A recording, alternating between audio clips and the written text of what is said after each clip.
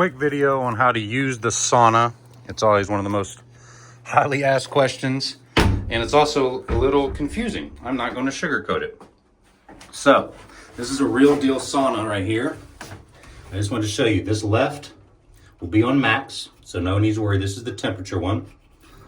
But if you see these buttons right here, it only takes one little turn to get to the big one with the number. The small little one next to it, if you turn it that far, you're not going to have it turn on. It's going to take forever because that is a timer. So if you listen really close, I'm going to be quiet, you'll hear the ch when you barely turn it. That means it's coming on.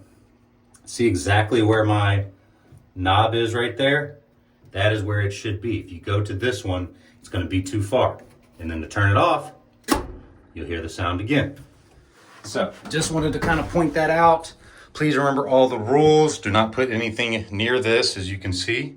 Nothing combustible, no clothes, anything. And then also make sure to read these rules.